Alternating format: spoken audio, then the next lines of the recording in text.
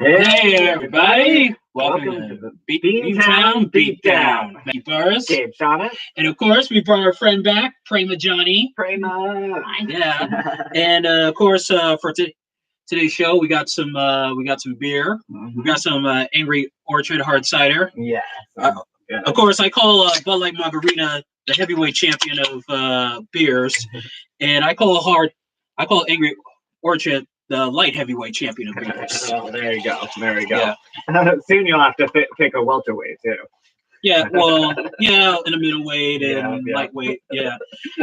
Yeah, of course. And also, before we do our cheers, little shout out to the Bruins tonight playing game 2. So we got to win 3 more games and then another Stanley Cup championship. Nice. Tell him he was actually on the news. Tell him what you told. Oh yeah. Oh yeah. Of course. I did my little impression of The Rock. You know, it's like, if you smell what the Bruins are cooking. Yeah. Oh yeah. Yeah. Of course. And of course, our Boston Red Sox are in second place. Nice. Yeah. Wait. Oh, they're still. Oh, right. They're still in third place. Okay. Last night. Oh, we lost. Fuck. But don't worry. Prema's up on it. Yeah, but don't worry. You know, I'm sure we'll get him back next time. And also, we actually play the Yankees on Thursday tomorrow. Right. Yeah. And you can also catch him playing the Yankees on Saturday on Fox. Yeah. So cheers to that. Yeah. Oh shit! Oh my bad, Prema. My bad. Let me wipe that up a little bit. I'm sorry, girl. How about huh? Oh, it's okay. Oh shit! All right. Here, I'll take care of it. Right. Bring people up on the headlines. All right. Well, he's taking care of that. Get into our first headline. I'm doing a review of Muhammad Ali's documentary, the HBO documentary.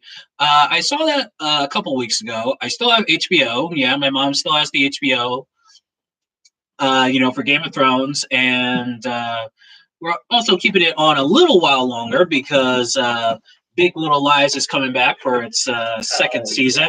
Yes, nice. Yeah, I'm an episode, season behind, but I'm tearing through that. Oh yeah, it's gonna be nice to see Shailene Woodley and Zoe Kravitz and Nicole Kidman and Reese Witherspoon again. Exactly. Yeah, it's gonna be nice to see those girls again, and also with Meryl Streep. Granted, Meryl Streep is on there, our enemy, but still, it should be a good series. But anyways, back to the review. The Muhammad Ali documentary by LeBron James and Antoine Fuqua done a tremendous job with this. I mean, it's not like the typical HBO documentary where it's like you'll hear like Liev Schreiber doing the narration and then they cut to people doing interviews. Now they cut to people in Ali's life who, like interviews and what they're saying, but it's mostly like from old footage, right, like when it was taped and stuff. And then of course, and just like showed all parts of Ali's life, when he was Cassius Clay, winning in the Olympics, winning the Golden Gloves in the Olympics, and then being Sonny Liston, and of course the Vietnam War. And part 1 ends when Ali lost to Joe Frazier in their first fight, the fight of the century. Oh, nice. Yeah, definitely. Yeah, exactly. And I tell you, man, the celebrities that were there. I mean, we talked about this before. I mean, there was like Diana Ross. There was there's Diana Ross. There was what was Woody Allen's ex-wife, the one with the Chang. With the mom. Fuck. I'm sorry, I can't help you. Yeah, and anyway, she was there. Yeah, and I mean, just a whole lot of people there. And of course, part 2, we begin with Ali winning some comeback fights after the first fight with Frazier, and then getting his jaw broken by Norton, and then of course, as the rest, regaining the heavyweight championship, being George Foreman and Ali Frazier 3, and also the the Spinks fights, and of course getting the another failed comeback, with the Larry Holmes and Trevor Burbick. And the thing about it is, when you look at, because they showed in the documentary the leading up to the second fight with Spinks. Mhm. You can see in the interview like his speech is slowing down, and and it's like you can tell, you look at that speech and you're just like, there is no way he should have fought. I mean, granted, he won, he was training and stuff like that, but it's right, like right. you can tell by the speech and stuff, and it's just like you can tell right there he had no business being in the ring. Right. Well, so goes some of the great legends, as we've talked about, on the show before. Well, it's also because of because that fight took place in '78, and that was like 3 years after the third fight against Frazier, the Thrilla Manila. And you look at all the other fights he had later on, especially the fight with Ernie Shavers. It's like he wasn't the same Ali, and that's what happens with boxers. It's like like Fernando Vargas. It's like I mean, the beginning of the end for Vargas was the loss to Felix Trinidad. Going down 5 times. Right. But I think after the De La Hoya fight, I think he should have quit. Because losing 2 fights to Mosley and then losing a fight to Ricardo Mayorga in his last fight, and now he's got brain damage. It's like after the De La Hoya fight, it should have been a wrap. But you're saying he won after that, right? Well, yeah. Well, he won a few fights. It was like against guys who weren't really serious contenders and stuff like that. Okay. And then when he fought Shane Mosley, it was a non-title fight. He was, it's like trying to get a rematch with De La Hoya again. Right. And then he got stopped, through a black eye, you couldn't see, and then fought on, and then he got knocked out. So it's like, Vargas, Vargas should have stopped. And same thing also with Mike Tyson. I think the ball started rolling after he lost the fight to Douglas, and then the Holyfield fight, the first fight with Holyfield losing. But when he really should have stopped was after the Lennox Lewis fight. Yeah, because Lennox Lewis put a whooping on his ass. I mean, he took him to the woodshed that night. I mean, he was not the same Mike Tyson when he went into that fight. So but and of course, being a big Ali fan, I've known his whole career, and I have seen other documentaries and stuff. And that documentary is just tremendous. I highly recommend everyone to watch that. All right. Yeah, and wait, you don't have HBO, right? Yeah. Oh, you don't have it? No, we have it. What, you got HBO? Yeah. Oh, and you have it on demand, right? I guess. Yeah, if you have it on demand, go watch it. Go watch it with your mom too. I mean, I'm sure your mom remembers that time too. Right. Yeah, and you said your dad, your old man, was an Ali fan too. Very much. Yeah. It was pretty ubiquitous back then. So I don't know, if he like followed his career or not, but he definitely saw some of the fights on TV and was rooting for him. Oh, have you ever watched the old Ali fights with him? Like when it was on like Classic Sports Network or anything like that? Or We should next time. I mean, I'm going over there for my birthday, so there you go. Oh, okay. So more sex toys for you, huh? Okay. All right. And now we're going to get into our debate for the show. Did John McCain's witch hunt hurt or help the UFC? Right. And in fact, actually, we got to credit Prema, because Prema came up with the title, because we were just thinking about the title before we went live. Right. And she said, bitching about the ban. So give a big thanks up to Prema right here. Indeed. Yep. Good job. Oh, wait. Jeez, it's just a peck, Prema. I was afraid it would be wet. Okay. That's definitely it. It was a ban in New York City, New York State, and that just pretty much all over the world. I mean, it was to the point where they were just. I mean, the UFC was going into the. I mean, they were going into Alabama. They were going into. I mean, like Dothan, Georgia. I mean, they were going in like small town, like small convention centers. And, I don't even remember the town they said. It was like I want to say Duluth, but that's Georgia. Dothan. Oh, okay. Dothan, Alabama, UFC. Dothan, there 10. We go. Yep, UFC 10. Yeah, because it was like they had this whole build up that they were gonna go. No, wait, UFC 12. Sorry. Yeah. They had this whole build up. They were gonna go to New York, but then nope. They said that the regulations didn't. The first regulations didn't stop it, but made it almost impossible. Yeah. And of course, the biggest. Of course, that night, UFC 12, we saw Mark Coleman beat Dan Severn in a super fight. Of course, he was the UFC heavyweight champion, Mark Coleman. That night, we also saw Vitor Belfort making his UFC debut, winning the tournament. Nice. And also, what's also memorable about that was the debut of the future commentator, Joe Rogan. Oh, no way. Yeah, well, Joe Rogan at that time was on news radio, and Joe Rogan has talked about, he says that his agent had said, like, hey, listen, they kind of, there's this gig, the UFC, like maybe doing broadcasting, and, he was, back then he was interviewing people backstage, and then after the fights, he would go up and interview them. Right. And Joe Rogan, of course, was studying jiu-jitsu under John Machado, and of course was a black belt in Taekwondo.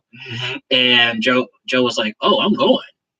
Yeah, exactly. Yeah, like I said, by that time, Joe Rogan really wasn't the big celebrity that he is now. He was just the guy from news radio. Right. Yeah, and of course, they talked about his background and stuff. Right, indeed. But so we're talking about that it started in New York and basically was going nationwide. Well, no, it was banned in certain states, like because the first early UFCs in America, there was in Wyoming, there was in Oklahoma and Denver. I mean, Denver, that's where it started, and then. And of course, they did it in Detroit, but they had to make the rules like you couldn't, you couldn't punch to the face, and you couldn't do like, I don't know, kicks to the groin and stuff like that. Right. And then, and it was just, and then they got taken off worldwide pay-per-view. Yeah. And all thanks to John McCain. Now, of course, John McCain. I mean, as I've mentioned before, the Chris Rock joke. For blacks, it's. If you're in America, America's that uncle that paid your way through college but molested you. Well, that's how. And of course, I know John McCain is gone, and God rest his soul. And I mean, his daughter is her daughter's okay. I mean, she is for gay rights. Yeah. But John, for the UFC, John McCain. John McCain is the uncle that molested us, but he still made us change the rules and stuff like that. And of course, so you were saying that there's the element of it that you changed, and so there was you're more later on you're more accepted into American culture. Yeah, well, for me, I kind of go back and forth if it did. I think it more so hurt it because it was like. Well, I go back and forth on it because, it made us change the rules and regulations. But at the same time, it's like, it kept fighters from making money. They still had to work second jobs, some of them. And, also, he also could have also because of that and, Cablevision, it could have hurt a lot of people behind the scenes jobs. I mean, it's not just the fighters. There's the broadcasters. There's the light technicians, the cameramen, the people who set up the octagon, the matchmakers and all that stuff. I mean, a lot of people could have lost their jobs. Yeah, that's true. That is actually a very good point. Very good point. So I see why, you would come down on the side that it hurt it. But I actually am going to take another take on this, and that's that, kind of, kind of like in politics, if you have a good candidate, I feel like, criticisms and especially bad faith attacks actually do help them, actually do strengthen them, because they show that they, will stare them down and, respond, well. And in that response, will actually draw the lines more for their side, and then when people see them being strong in that response, they'll strengthen their own support and actually grow their support. So that I think that there is actually an element of that was happening with the UFC, and especially there's always the element that helps of being an underdog, even though I know it's not glamorous, and I know that people probably hurt with their jobs, but but the idea of going for the underdog, I think it just strengthened the support of the fans that were there, and probably did grow its support. Well, yeah, in fact, actually, I remember watching years ago, I watched a documentary on King of the Cage. This was back when King of the Cage was like, it was like getting like a cult following. It was like in Sturgis and stuff, like you see it at like biker rallies and stuff like that outside. And, Matt, and this was around the time when Tap Out was just coming out, and Mask, he said, God rest the man's soul. He said, it's like, well, it's kind of like prohibition, man. It's like a prohibition, it's like, you try to hide alcohol, and it just made people want it more. So, so that's kind of, and also the internet kind of kept the UFC alive, it kept no holds barred fighting, what they called it that time, kept it alive. And, but what the thing is, I guess it kind of coincided with the emergence of the internet, though, too. So, well, yeah, that was a new technology, and people were skeptical of it, and not everyone had access to it. Well, yeah, of course. I mean, and because of the internet, and because of video sales, because UFC was getting sold and was getting huge in videos, and it was like, in fact, actually, they said that if you went to of course, this was during our times. Yeah, all three of us are getting old. Yeah, Prema, you're getting old. I'm sure she doesn't appreciate hearing that. No, she likes her age. But we go to like, if you went to a Blockbuster or like a local video store to rent or buy something, it was like the UFC. Getting a UFC tape was almost like getting porn. It's like it's kind of like remember that scene in The Simpsons where like Apu's wife is at the Quickie Mart, and Apu's like, "You're scaring away the customers. They're trying to buy porno magazines," and Mo's like, "Come on." Right. Yeah. Of course, I don't think this one would have had a problem, because she was watching pro wrestling and stuff like that. Yeah. I mean, I don't know. Did you when you went to Blockbuster back in the day, like, did you ever see the UFC videos in there along with the WWF videos? I don't remember. Some videos. Those UFC videos, not. Oh, okay. But yeah, what do you think? What do you think about all this, Prima? What do you think about the ban and the backlash that happened?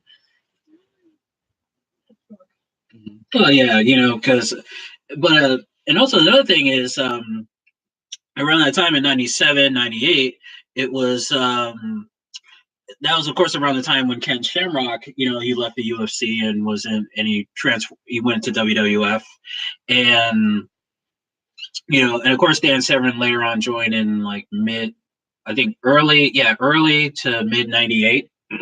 He was there as well, and but it helped. That also helped popularize the UFC too, because also Ken's brother Frank was becoming middleweight champion and was on the rise. In fact, right. I remember there's one episode of Raw, and I actually remember this. It was the Raw. It was like around the Christmas holidays, and they were WWF was advertising the UFC, one of the UFC pay-per-views, and they mentioned Frank Shamrock winning winning the championship in Japan, and Jim Cornette says, like, you think at the Shamrock family house, there's always a fight there or something like that. Right. Exactly. And actually, as a matter of fact, on the 83. No, sorry, Something to Wrestle With podcast with Bruce Pritchard. Yep, Dr. Love himself. Yeah, Brother Love himself. He actually said that the WWF was trying to get a few other UFC fights. They were actually trying to get Vitor. Yeah, Vitor Belfort, but Vince didn't see anything in him. Which this is one of those things where it's just like, I mean, it's like, yeah, Vince McMahon's a genius, but we all know he has those moments where it's, hi Vince, how's it going? Right, exactly. So Prima, did you hear about this stuff back then, or did you ever have like any sense of it? About what stuff? The ban and the I never knew about it witch until hunt. you told me before. Oh, okay. So Yeah. if you were more of a involved fan back then, what would you have thought? Would it change would it change like your how you were able to like go after those fights and stuff, if it was I don't know, what would you think would have happened? Do you think it would have changed your idea about it? No, I didn't even know about UFC back then. Oh, okay. Yeah. But you were into Me neither. wrestling a little bit. Yeah, I'd watch wrestling. Yeah, of course, this was back then when we thought wrestling was real. Right. Yeah, but it took, but of course, it took watching Beyond the Mat and then some other, and finally realizing that okay, it is scripted. I don't know. When did you find out pro wrestling was scripted? Right. I mean, I actually, I only was sort of like getting into it in the days with the. It was like 7th grade for me. So it was like, there was The Rock and Jericho and stuff like that. And so, once I saw how like, over the top some of their backstage stuff was, I was like, yeah, I don't, I think this is, there was also reality TV was starting to come out, and I was like, oh, reality TV, what's that? You know what I mean? So like, yeah, once I saw that, I actually did get the sense that I was like, this is scripted, So unlike most of the people in your high school, you and all the other people middle school and later on high school, you already knew it was a work. Pretty much, yeah. Yeah. What about you, Prima? What did you think about just pro wrestling in general? Never really thought about it. Yeah, I mean, she somehow figured out it was scripted, but she does watch it for the what was it for the storylines and stuff. Yeah, but getting back to our debate here, I think like I said, like with John McCain, all is forgiven. It's like yeah, we'll forgive, but we won't forget. Exactly. And and I was gonna say it's gonna be an unpopular opinion probably here, but I was gonna say I do actually see why. What McCain said was, we don't allow cockfights, roosters fighting each other, and so why would we allow this? And so it's a ridiculous comparison, but at the same time, I actually do see why that resonated with people. Well, yeah, it was the 90s, and they didn't have I mean, because like I've said before in the past, like the UFC was. When it started, I mean, this was an action movie fan's wet dream. It's like, you look at something like this, you think you're watching an action film. Of course, we had like, Hulk Hogan's No Holds Barred. We had Bloodsport. We had, what was it? Blood Fist 1 and 2 with Don the Dragon Wilson, and there'd be all these other films where it's like martial artists fighting an underground secret tournament and fight to the death, and also, and on top of that, we had Street Fighter and Mortal Kombat at that time. Okay. So it was it was almost like, whoa! It's like all these fantasies we see in the movie, they were coming true. Right.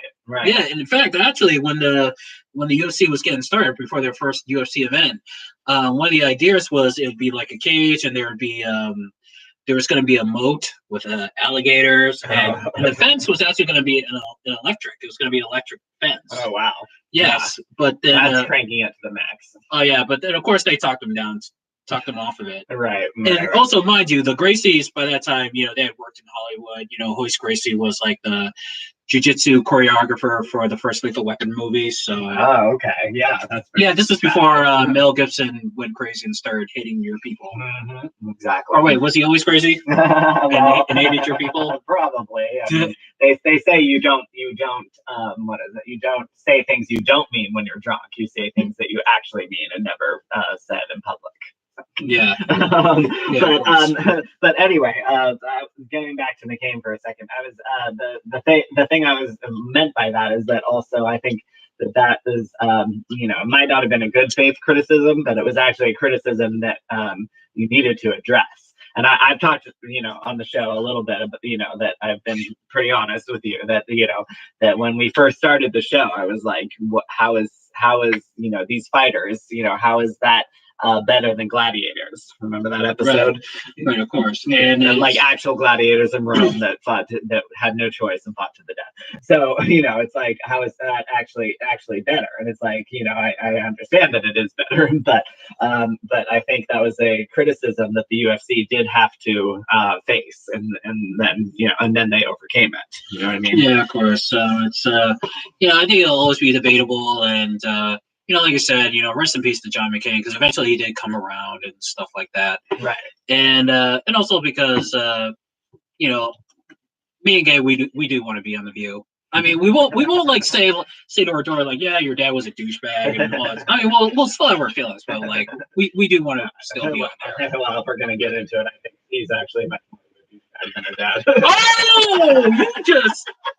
Oh, thanks a lot, Gabe. Now we're definitely not going to be on The View. Yes, sorry, Megan. Yeah, and but Whoopi and everyone else, we love you so much. She doesn't have to say. You guys do. We love you. Yeah, and I wanted to meet Sonny Hostin too. I know, Sonny. Oh yeah, I got a crush on her, man. And now we're gonna move on and go into World Outside the Ring. Yep. So, Gabe, what are we talking about today? So World Outside the Ring. We're talking about giving it your all. Another phrase I can't believe that we, I didn't, that we haven't actually talked about before. I'm sure we have in some respect. Want another beer? Yes, indeed. What about you, Prema? Want another beer? Nothing. Okay. All right, but I'm sure we have talked about it in passing, but what does it actually mean to give it your all? We talked about going the distance and stuff like that, but that's I don't know if that's actually the same thing, because giving it your all means you like really just, you're full steam ahead. And, even if the whole sugar were going down swinging, we did an episode on that.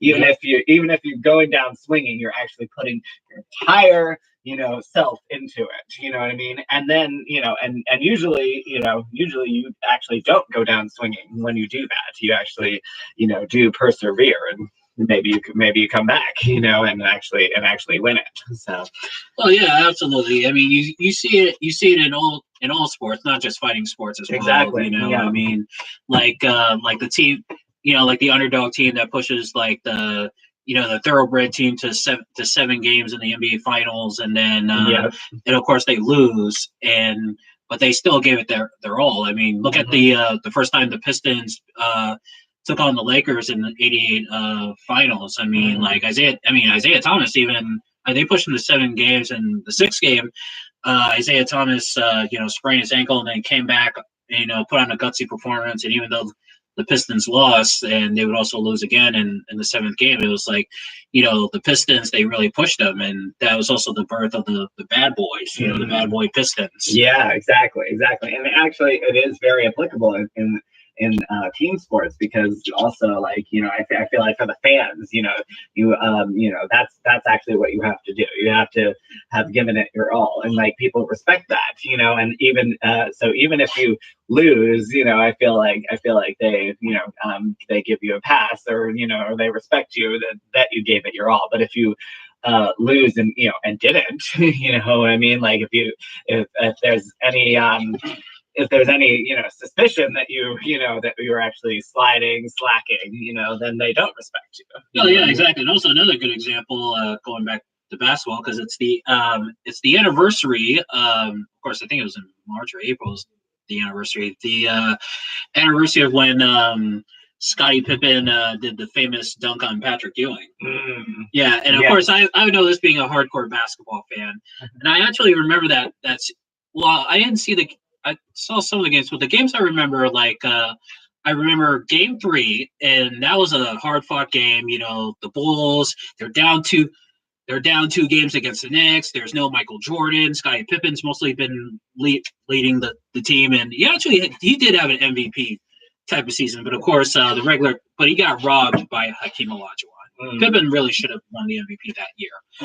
And Game 3, it was just the Bulls were coming back in Chicago Stadium, and of course that was the night where JoJo English and Derek Harper they had the fight. There's the big brawl in front of the commissioner. Now, of course, David Stern, of course he's white, but he's probably looking at, because there's the famous image of him looking at him like disappointed. He's probably thinking like, "Them crazy niggas." If I was a black, of course, a black dude, to be like, man, them crazy niggas just fighting all here in front of me. Right here in the middle of a playoff game. And of course, later on that night, we all know Tony Kukoc hit the game-winning shot to save the Bulls season. And then, pushed it on, and then, and of course, Pippen did the dunk in Game 6. Of course, I think have you seen the highlights? Have you seen that dunk on videos? Scottie Pippen. He was right down, and Pippen got the ball and just jammed it right in Patrick Ewing's face, and he just he pushed Ewing down. He's like, "Sit down, Patrick." Oh man, yeah. And then of course it went over to Spike Lee, and was talking shit to him. Yeah, the Bulls pushed without Michael Jordan, they pushed the Knicks to 7 games, and of course they lost. But but of course, Pippen when he talked about it one time in an interview, he says like, well, it's almost like when we went through with the Pistons, because the Pistons they were at a place where we wanted to be, right? And now here we are, 3-time champions, and we're trying to go back for a 4th time, and and the Knicks, they're hungry. They became hungry, and they're tired of losing, and and that stuff. Yeah, exactly. Indeed. So that's part of it, and hey, what sports do you like, Prima? I like baseball. Oh, see, there you go. Yeah, we're actually gonna be at a game against the Jays. Oh yeah, we're going in July. So. Yeah, of course, and stay tuned for that because we got a big surprise on that. Yeah, exactly.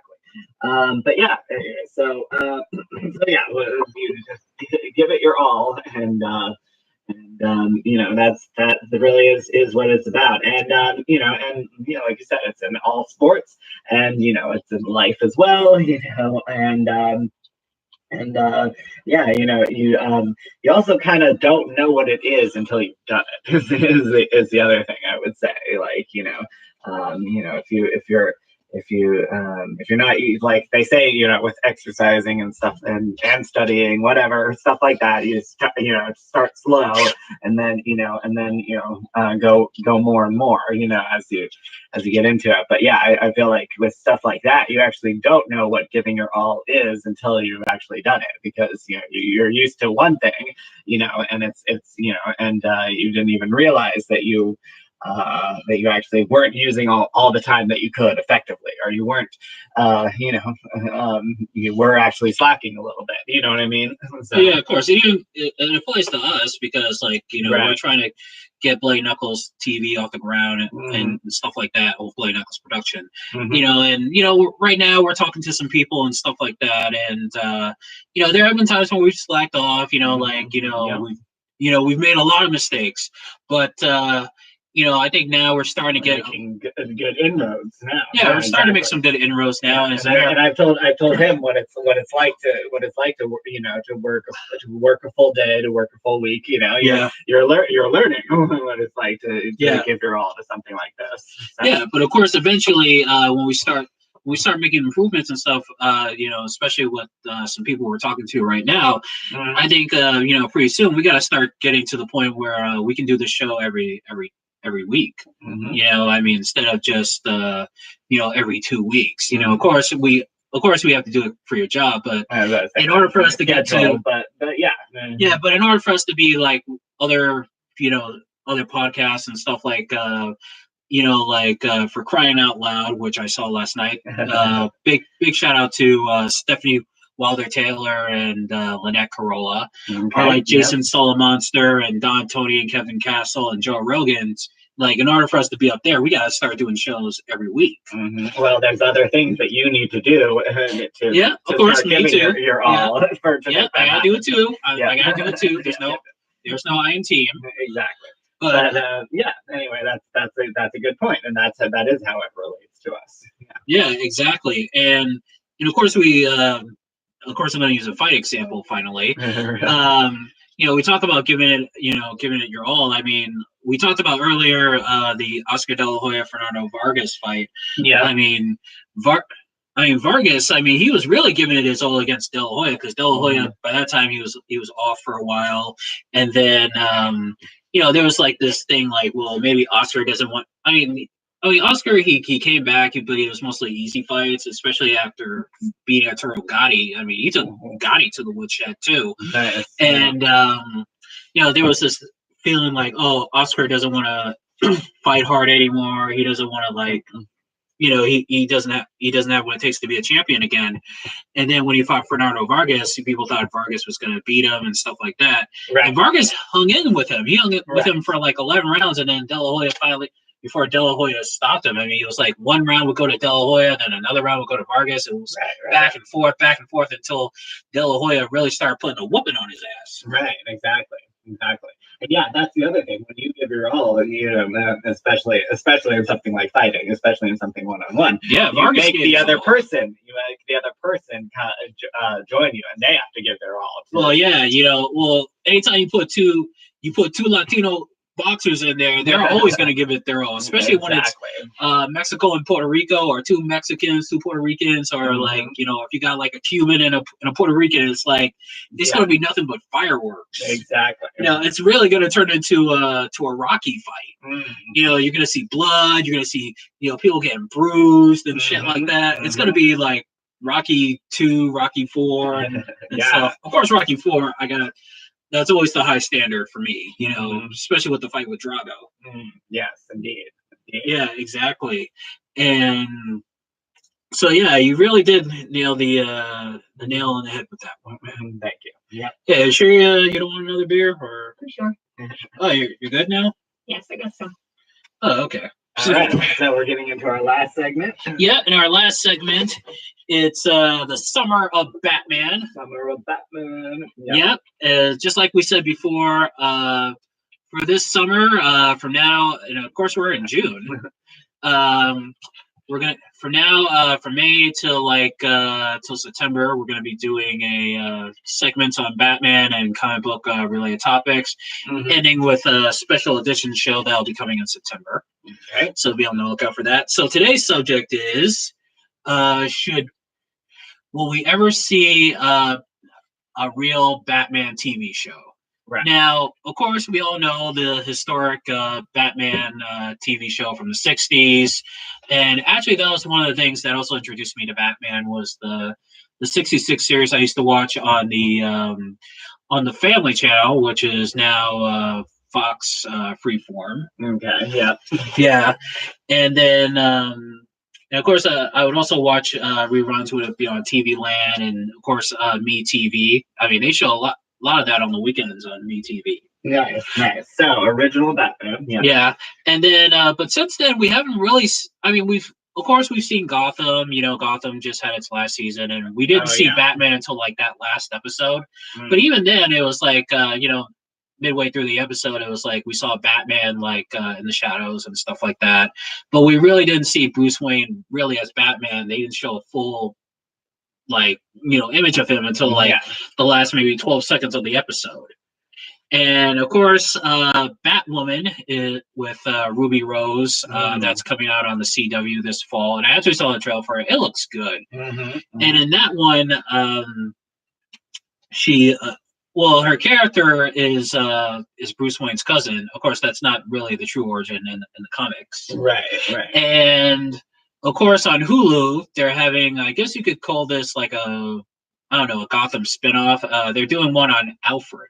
Oh, really? Yeah, Alfred, the the butler. Yeah. Yeah, and as soon as I saw that, and I also saw a preview of it, Jude Law's in it too. He doesn't play Alfred, by the Oh, way. really? But as soon as I saw that, I was just like, nobody gives a fuck about Alfred. I mean, we kind of know his origins and shit like that. It's like, why are we doing one on Alfred? We don't give two fucking. Well, I shouldn't say we, but me. I don't give two fucking shits about Alfred. Right. At least not enough to do a whole show. Yeah, that is. I didn't even realize that. That is kind of overkill. And yeah, if you're gonna do one, do one on Batman, like we said. Yeah, I mean, look, we know.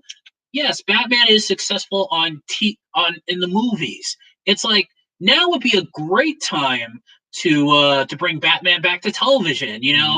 I mean, because of course, there's this debate on who's going to be Batman. I don't know if you heard, but Robert Patterson is in the running. Oh, okay. Yeah, I mean, personally, I don't want to see the what was his character's name in Twilight? Oh. Edward. Yeah. Oh, yeah. Yeah, I don't want to see Edward as as Batman, but but I'll give it a judge. What if it comes to that, I'll have to wait till we see like a trailer to see if it's a movie worth going to. Yeah, I guess from my perspective, that would at least redeem him as an actor, to do it. Because, well, after I have no interest in the Twilight thing. Well, Twilight was a big success, and after Twilight, he mostly starred in like independent films or some small movies, Right. Kind of like his ex-girlfriend did. Mm-hmm. And so, but if it comes to that, then it'll be like, okay, it is what it is. He got casted, and it's like, okay, let me see the trailer, and I'll go from there. Yeah, exactly. But yeah, I think you're right. This would be a great time for an actual Batman show, and I think we will. Yeah, but because we were talking last time, and I said I think the era of Superman is over. So even though there was Smallville, that's the other thing. Man of Steel. Right. Okay. It's true. But like, that's the other thing. I think it might also have to be, a little bit different, a little bit of a hook, for us to, for it to like be a big, a big blockbuster TV show. So it might have to be a little bit of a spin, but hopefully it'll be the same, focused on Batman still. And, but like, yeah, I was going to say it might have to be a little bit like Smallville was, a different, take on the whole story. But, but I think, in terms of like, the big eras and what they represent, the era of Superman, not so much, and yet Batman just keeps growing and growing. So there should be a show on it. Well, yeah, I mean, I think, if a Batman TV show can be done correctly, right? Of course. Let me fill up a little here. Yeah, exactly. And it might have to be, and it might have to have some type of spin on it, like I said. Well, like there can't be a Robin. Of course, there can't be a Robin. There can't be a Batgirl. But it can be done. I think it can be done with the right creators, the right directors, right. The right actors. I mean, like I did not like Gotham. I mean, the only good thing I'll say about Gotham was the love story between Jim Gordon and Leah Thompson. The one who played the nurse. Of course, the nurse played by Marina Bacassi from. I can never pronounce that last name right. Okay. Of course, we all know her from Deadpool, and right. And actually, her and Benjamin, the guy from OC who plays Jim Gordon, they're married in real life, as I mentioned before. They're married and they have kids. Okay. Yeah. Yeah. By the way, you think? Oh wait, let me cover her virgin ears. Oh God. Do you think? Marina, she actually pokes the dude in the ass with the strap on, just like she did in Deadpool. Right. Well, if it's the I got it. Yeah, she does. Yeah. Yeah. You sure? You think like when behind closed doors, she actually does that to him? I'm sure after she did that scene in the movie, they definitely thought about it, and she at least tried to get him to do it. I don't know if they did, but Yeah. yeah. Yeah, you didn't hear much of that, did you? You did? Oh, we're bad parents. Yeah. Gotta work on covering those ears, man. Yeah, we're bad parents here. Oh god, CPS is gonna take our child away. Oh god. Anyway. But yeah, but yeah, I think there could be there really could be a TV version. I mean, Yeah. I really do. I mean, I would, and of course, there's also Titans on DC live stream, Okay. and but I really do want to see a live action Batman TV series. I mean, Superman had like. Oh, well, before Smallville, there was, of course, Lois and Clark, The New Adventures of Superman. Right. And even before that, there was Superboy, which I remember watching as a kid. Okay. But other than that, it's like, well, if Superman can get like if the Superman, legacy can get like one or two, shows about him. It's like, why can't we get one on Batman? Exactly, indeed. And actually, what I said about the era of Batman, it's not quite true because there actually is still Superman. There actually is still Supergirl. Yep. Supergirl. Successful. Supergirl is very popular. Yep. So that it's not the same thing, but it is in the same realm. So I can definitely see that they're probably thinking after Supergirl, that's probably it. But she's kicking ass, of course. but Oh yeah, and of course now with Batwoman coming to CW, I mean we saw there was like a Batwoman like crossover and I think it was like this past season of Supergirl. So really, and of course all the DC characters are there. So hopefully there'll be more crossovers between Supergirl and Batgirl. I mean Batwoman. Sorry, yeah, Batwoman. Yeah, exactly. And but I'm sure they are thinking that they gotta go back to the roots. They gotta go back to the roots with Batman, somehow. And maybe they can borrow a villain from one of these other shows. That might be the twist, that it's not the same villain. It's actually a villain from something else completely different. That could be a way they do it. Oh yeah, absolutely. In fact, actually for the Batman movie that they're going to start production soon, they say that the villains for it, the main villains are going to be Catwoman and Penguin again. Oh really? Yeah, I mean, of course, if they I mean, I personally love Batman Returns. I think Batman Returns. I mean, some people like it, some people don't like it. They said it was too dark and shit. But I think if done correctly, if they put their own spin with it, it could be done correctly. But also, I prefer if Batman fights, one villain. You don't always have to do two villains at the same time. It's I mean, they did that with Batman Returns, and then they did it in Batman Forever, and then in Batman and Robin. It's like it was. The whole two heads are better than one thing. It's it doesn't necessarily work. Sometimes, if done correctly. Right. Yeah, exactly. And what was I going to say? And also, it'd be nice to see if who they cast as Catwoman too. I mean, and also just for my personal thing, I think if they were ever to cast someone in Batman, of course this person's not in the running, but I think they should cast John Cena. Yeah, I mean John Cena, the muscles and he's very good looking. He's very good looking. I mean John Cena would make a good Bruce Wayne and a good Batman. That's true. And then also, I'm sure he could manage the voice. That's the other thing. They should bring back some of the classic elements, and the voice might be one of them.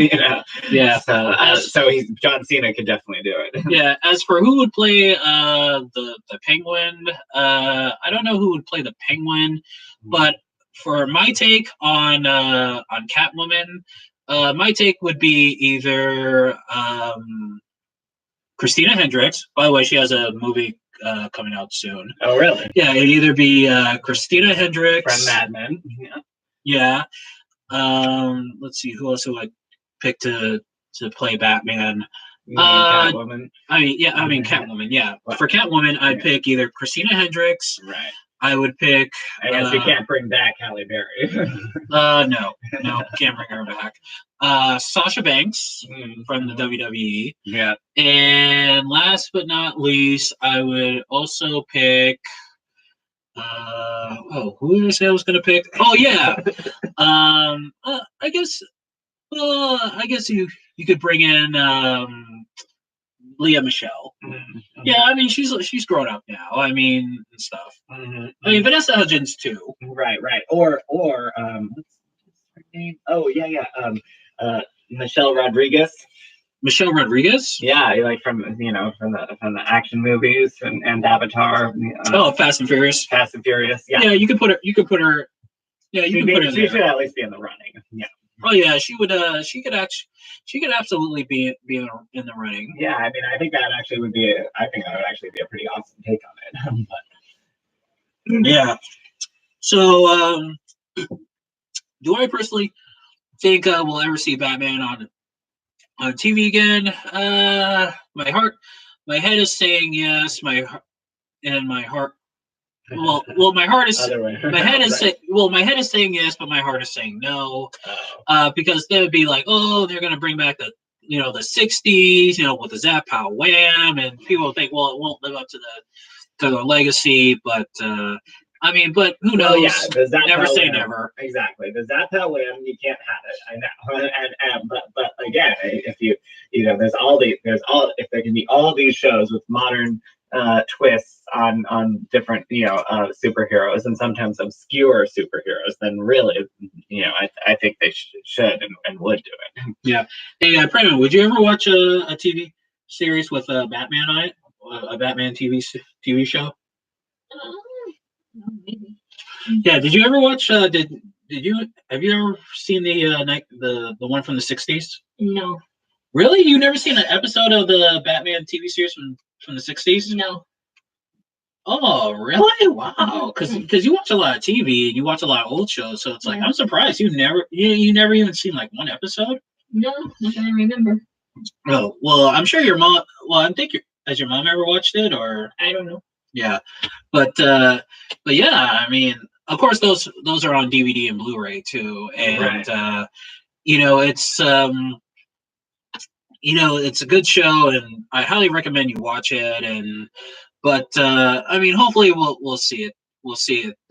Maybe it won't happen in our lifetime, or if it does, we'll be hooked up to like heart monitors, and we'll have like masks, and we'll be walking around in crutches and stuff like that. And Prema's hair. I thought you were gonna say maybe we'll be hooked up to like positronic, high tech devices. Oh yeah. The technology will be better. It'll keep us living for another 8 years, and Prema's hair will be gray. So, you're looking forward to the gray hair, Prema? Oh, God. You never ask a woman that. Anyway. Yeah, but we'll see what happens in the future. Yep. And hope you guys click like, leave comments, tell us what you think. This Saturday, it's Best of the Heavyweights. It's Larry Holmes night, featuring his fights with Ernie Shavers, Mike Weaver, and Renato Snipes. Nice. So check that out on Facebook. Yeah, and also June 15th, it's the return of Ringside with Matt and Gabe. Of course, that's the Roberto Duran double feature, celebrating the anniversary of his fight with Carlos Palomino and his fight with Tommy Hearns. All right, cool. And we'll be back in 2 weeks, right? Doing this show, or when's your birthday again? The 20th? Yeah, so I'm gone. Yeah, we'll try to do a show before the 20th. Yeah, stay tuned. But if not, then we'll be back in July. Yeah, and also last but not least, let's thank our friend Prema for coming over tonight, today, doing the show. And Prema, you're a good guest here. Do you like on here doing these shows? That's okay. Yeah, that's nice. I mean, Of course, and of course, once this thing gets off the ground, we'll have you on. Get together a sports show and where you can talk about baseball. Okay. Yeah, All of right. course. Cool. So from Beantown to your town, this is the Beantown Beatdown. Matthew Burris, Dave Thomas. Money. Bios Conditos.